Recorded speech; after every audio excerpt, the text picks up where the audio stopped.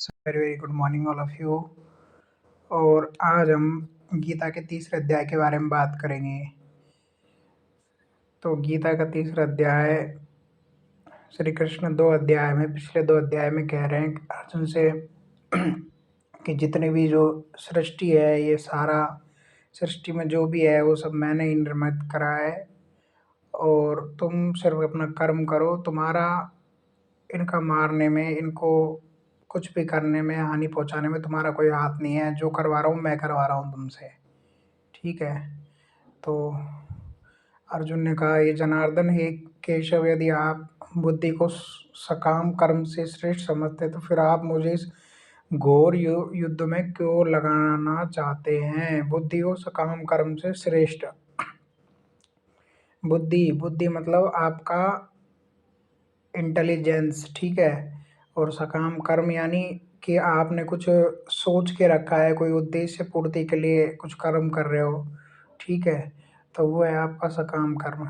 और बुद्धि आपका इंटेलिजेंस। इंटेलिजेंस का मतलब कि आपको पता है कि सही और गलत क्या है, ठीक है। ये इस चीज़ की आपको बोध है। बोध मतलब ज्ञान है, तो उसको बोलते हैं बुद्धि। और सकाम कर्म बोलते हैं उसको जो व्यक्ति कोई उद्देश्य लेके काम करता है, ठीक है। कि उसको पता है कि इस को करने से उसके इस कार्य की सिद्धि हो जाएगी, तो उसको। तो अर्जुन पूछ रहे हैं कृष्ण से कि हे केशव, यदि आप बुद्धि को सकाम कर्म से श्रेष्ठ समझते हैं तो फिर आप मुझे घोर घोर युद्ध में क्यों लगाना चाहते हैं, ठीक है। आपके अनेक अर्थ उपदेशों से मेरी बुद्धि मोहित हो रही है, अतः कृपया करके निश्चय पूर्वक मुझे बताइए कि इसमें से मेरे लिए सबसे अच्छा क्या है, ठीक है।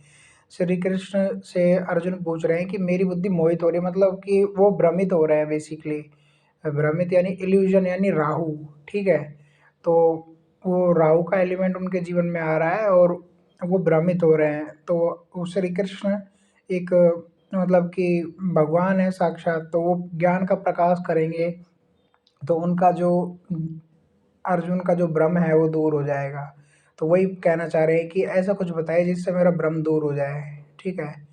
श्री कृष्ण ने कहा, हे निष्पाप अर्जुन, मैं पहले ही बता चुका हूँ कि आत्म साक्षात्कार कार का प्रयत्न करने वाले दो प्रकार के पुरुष हैं, ज्ञान योगी और भक्ति में सेवा के द्वारा, ठीक है।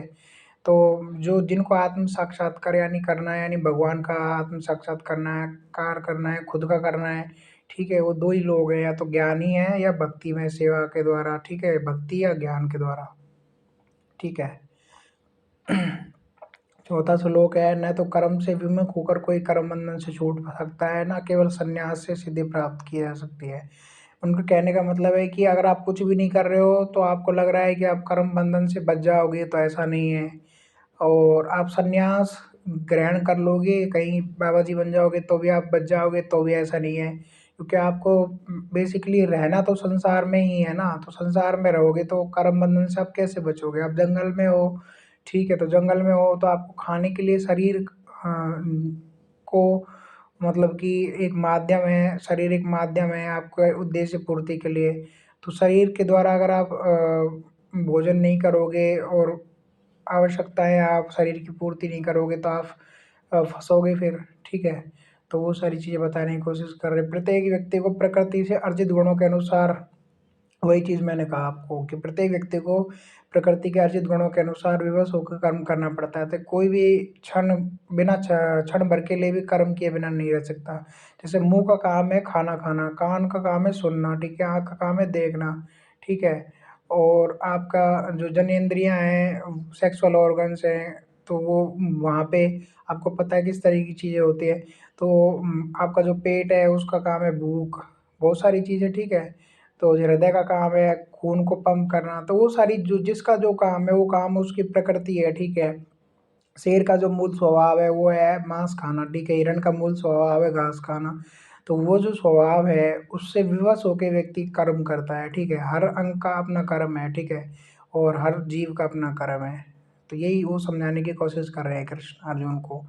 जो कर्मेंद्रियों को वश में करता है किंतु जिसका मन इंद्रिय विषयों का चिंतन करता रहता है, वह निश्चय रूप से स्वयं को धोखा देता है और मिथ्याचारी कहलाता है, ठीक है। इंद्रियों को वश में करता है, किंतु जिसका मन इंद्रिय विषयों का चिंतन करता है निश्चय रूप से स्वयं को।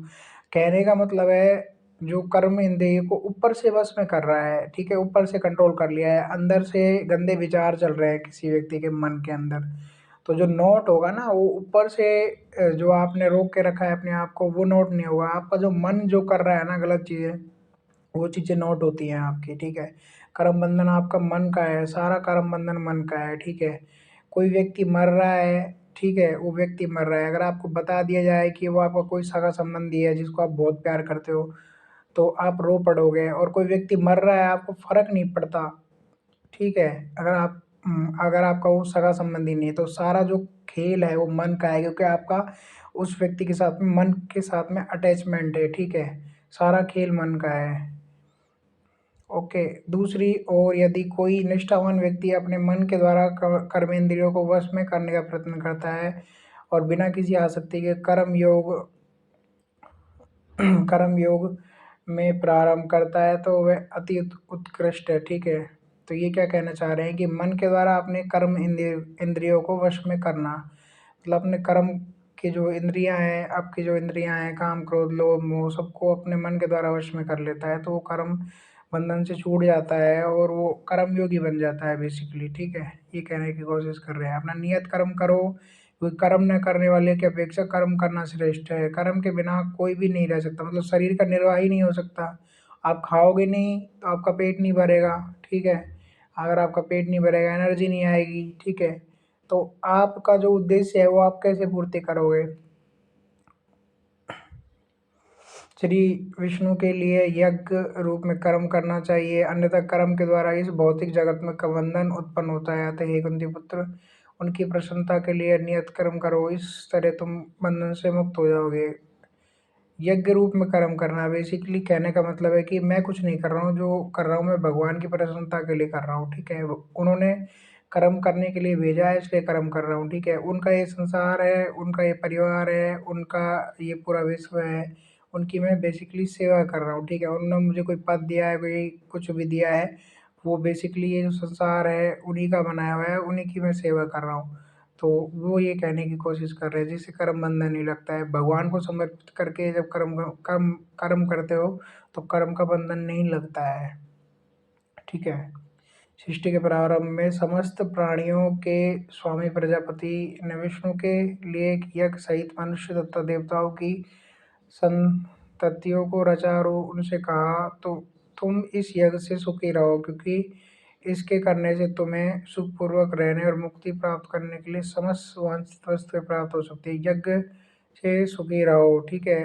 तो यज्ञ के बारे में बोल रहे हैं कि उन्होंने यज्ञ दिया जिससे मुक्ति प्राप्त करने की, और जितनी भी सारी चीज़ें हैं जिन जरूरत की वो सारी आपको प्राप्त हो सके, ठीक है। यज्ञों के द्वारा प्रसन्न होकर देवता तुम्हें भी प्रसन्न करेंगे। इस तरह मनुष्य और देवताओं के मध्य सहयोग से सबको संबंधता प्राप्त होगी। जीवन की विभिन्न आवश्यकताओं की पूर्ति करने वाले विभिन्न देवता यज्ञ संपन्न होने पर प्रसन्न होकर तुम्हारी सारी आवश्यकताएं पूर्ति करेंगे, किंतु जो इन उपहारों को देवता को अर्पित किए बिना भोगता है वह निश्चित रूप से चोर है, ठीक है। तो हर चीज़ का अलग अलग देवता है, जैसे वायुदेव है, पवन देव है, अग्निदेव है, ठीक है। तो उनको आप समर्पित करते हो तो आप योगी हैं, नहीं तो आप भोगी हैं, अपने सिर्फ अपने लिए ही खा रहे हैं, ठीक है।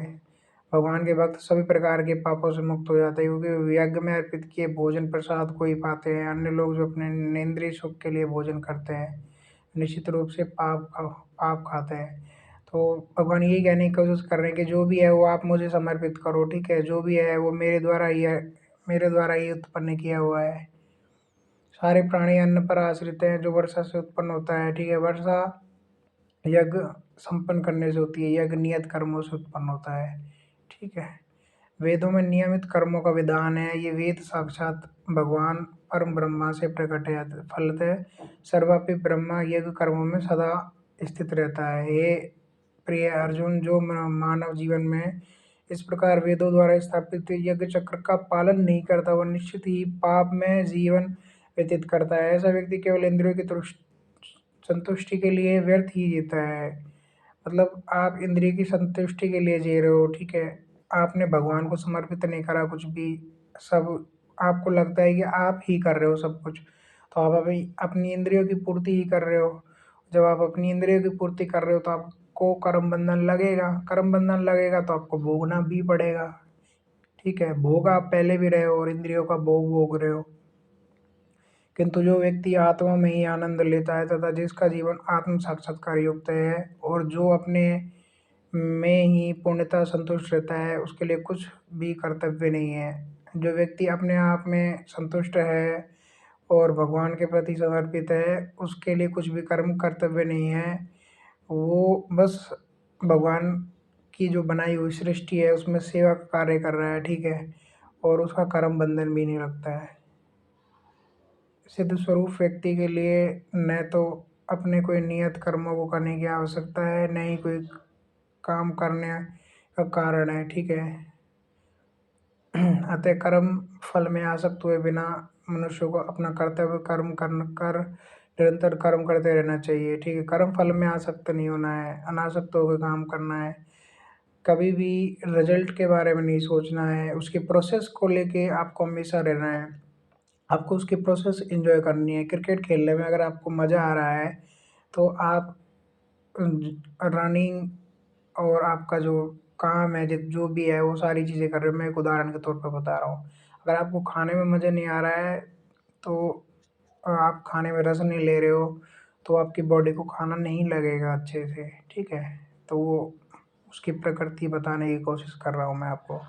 जनक जैसे राजाओं ने केवल नियत कर्मों को करने से ही सिद्धि प्राप्त की है, अतः सामान्य जनों को शिक्षित करने की दृष्टि से मैं तुम्हें चाहिए कर्म करना, ठीक है? जनक महाराज हैं, वो मतलब कि राजा हैं, परिवार है, घर घर संपत्ति है, पर उन्होंने मन से छोड़ रखा है सब चीज़ें, ठीक है? वो जनता की सेवा कर रहे हैं, उन्होंने समर्पित कर रखा है भगवान को सब कुछ अंदर से।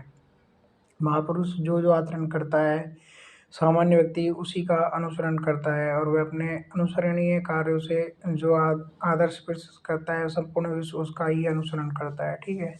तो जो श्रेष्ठ पुरुष जो आचरण करता है, वही सारा जो संसार है वही आचरण करता है। देखिए आप किसको किसको आप आइडियल मानते हैं, किसको आप श्रेष्ठ मानते हैं, आप उसी को कॉपी करते हो। बेसिकली ये बताने की कोशिश की जा रही है यहाँ पे, ठीक है? तो टू बी कंटिन्यू, आगे भी हम जारी रखेंगे, ठीक है?